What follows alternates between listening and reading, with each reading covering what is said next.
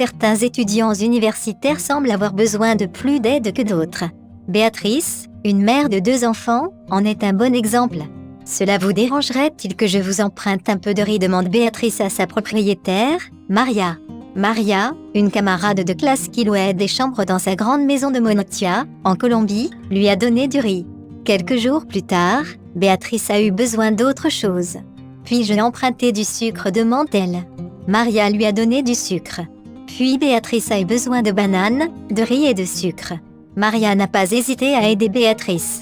À chaque interaction, elle priait qu'elle suivait fidèlement la méthode d'aide du Christ.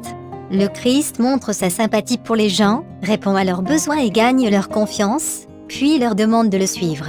Comme Maria a fait preuve de sympathie et s'est occupée des besoins de Béatrice, les 2 femmes ont noué une amitié chaleureuse. Lorsque l'église de Maria a organisé des réunions d'évangélisation, elle a invité Béatrice à y participer.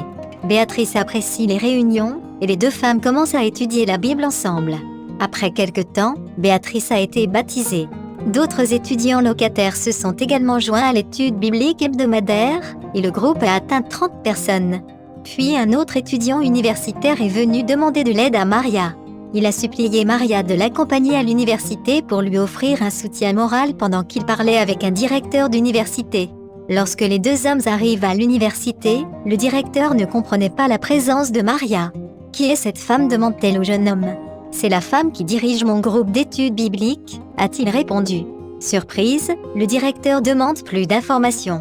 Maria a expliqué qu'un groupe d'étudiants universitaires se réunissait 1 fois par semaine pour étudier la Bible chez elle et avait formé un groupe de soutien étroit. « C'est incroyable », dit le directeur. « Il n'y a pas beaucoup de gens qui apportent une aide désintéressée de nos jours. » Elle a demandé à Maria de déplacer l'étude biblique sur le campus universitaire. « Après tout, vos participants sont des étudiants de l'université », a-t-elle dit.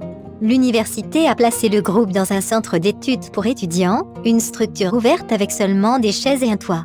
Le bâtiment n'ayant ni mur ni porte, d'autres étudiants ont rapidement remarqué les réunions, et certains ont demandé à se joindre au groupe. Le groupe est passé à 40 personnes, dont 3 professeurs d'université. Parmi elles se trouve Rosa, une camarade de classe de Maria qui, au départ, était réticente à se joindre aux réunions. Maria ne s'inquiète pas de savoir si Rosa se joint au groupe, elle veut simplement être son amie. Elle appelle Rosa et lui envoie des SMS. Elle l'a invitée à manger chez elle. Rosa a dit qu'elle avait peur de lire la Bible parce qu'elle ne voulait pas décevoir Jésus. Mais elle a fini par rejoindre le petit groupe. En étudiant la Bible et en priant, ses craintes ont disparu et elle a commencé à croire en Jésus. Au bout de quelques mois, elle a donné son cœur à Jésus et s'est fait baptiser. Maria s'est réjouie que Rosa ait donné son cœur à Jésus.